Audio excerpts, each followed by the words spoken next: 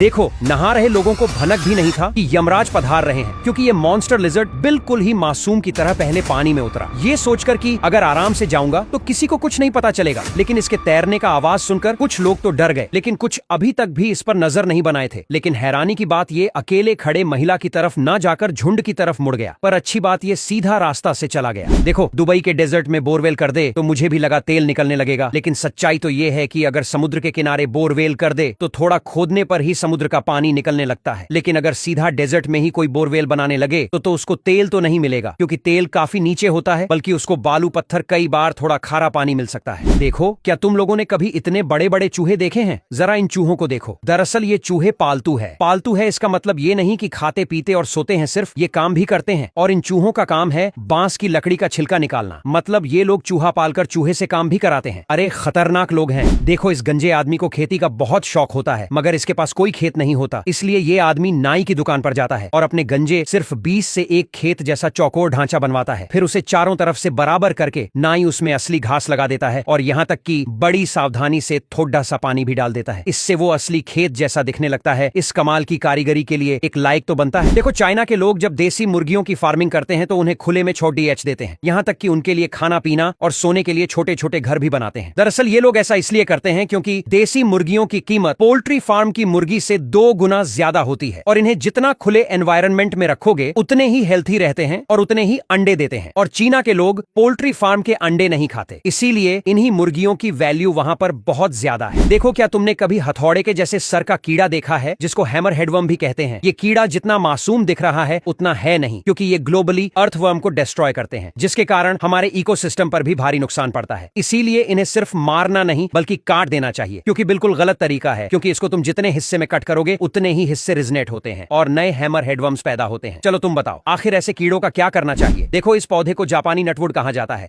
जो अपनी खोखली डंठलों और उन पर बने लाल बैंगनी धब्बों के कारण बांस जैसी दिखती है। जब इसे चाकू से बीच में से काटा जाता है तो ये कुरकुरा टिक जैसी आवाज आती है, जिसे सुनकर कई लोगों को अजीब सा सुकून मिलता है। इसकी डंठल नमी से भरपूर होती है, जिनमें सुगर, मिनरल्स और जरूरी पोषक तत्व होते हैं, जो किसी सर्वाइवल सिचुएशन में इमरजेंसी वाटर सोर्स की तरह काम आ सकते हैं। हालांकि जापानीज नोटवीड इतनी तेजी से फैलती है कि इसे अमेरिका और यूरोप के कई हिस्सों में आक्रामक पौधों की लिस्ट में डाल दिया गया है, लेकिन एशिया के कई हिस्सों में इसे सब्जी और पारंपरिक औषधि के रूप में इस्तेमाल किया जाता है। देखो, असली शहद तो ये सऊदी के लोग खाते हैं। हम तो शहद के नाम पर सिर्फ चीनी को खाकर अपना शुगर बढ़ा रहे हैं, क्योंकि हमारे यहाँ जो शहद मिलता है उसके अंदर भर भर के चाशनी को डाला जाता है, और असली शहद तो दूर से देखने में ही ऐसा लगता है, जो सऊदी के लोग खाते नहीं बल्कि पानी की तरह पीते हैं, फिर भी उनको डायबिटीज नहीं होता। देखो, अगर आप भी कभी चीना जाते हो तो ये खतरनाक काम भूल कर भी मत करना। ऐसा मैं इसलिए बोल रहा हूँ क्योंकि जैसे ही ये आदमी 100 फीट लंबी इस पतंग को उड़ाने लगता है तो हवा के ज्यादा प्रेशर की वजह से ये पतंग के साथ ही उड़ने लग जाता है, और फिर काफी कोशिश करने के बाद ये आदमी किसी तरह इस पतंग को संभाल ही लेता है। तो क्या आप इसे उड़ा पाओगे?